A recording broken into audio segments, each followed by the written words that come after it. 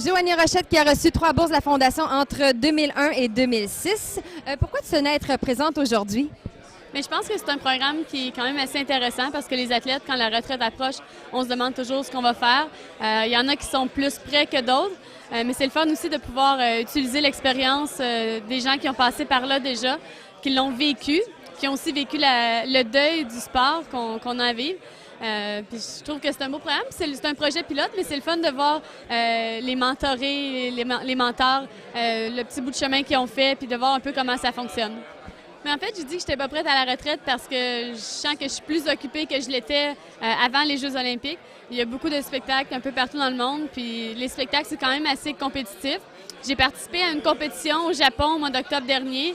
J'ai terminé 2e, donc il y a des résultats, des médailles, tout, il y a vraiment un enjeu. Fait que c'est sûr que c'est pas le même circuit que je faisais avant, puis j'en fais pas autant parce que présentement, je me concentre sur les spectacles.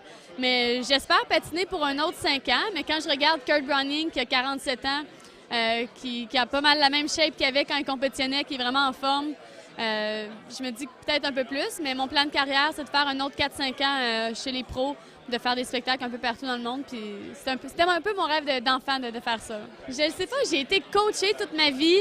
Je suis allée à l'école, j'ai fait mon cégep, j'ai toujours eu des entraîneurs qui m'enseignaient, qui me disaient quoi faire. Donc je ne sais pas si j'aurais vraiment l'expérience qu'il faut ou la confiance qu'il faut pour être un mentor. C'est toujours bien d'être mentoré. J'aime ça, prendre l'expérience des gens. Tu prends ce que tu veux en retirer, puis ce qui ne fait pas ton affaire, tu le laisses. Fait que ça, c'est toujours une relation qui va être gagnante.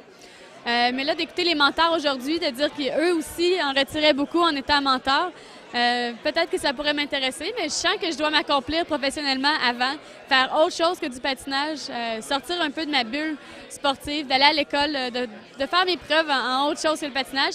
Puis là, alors, j'aurais peut-être un peu plus de confiance pour être mentor. En ce moment, je mets encore mes patins, au moins à chaque semaine.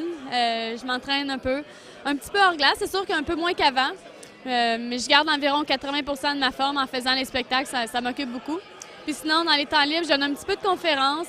J'ai suivi un petit cours en communication, juste pour le plaisir, parce que j'aimerais ça aller à l'école, mais avec la saison de patinage, on est occupé de novembre à mai, puis c'est là que les cours se donnent à l'école, donc je ne peux pas vraiment encore suivre un vrai programme à l'école.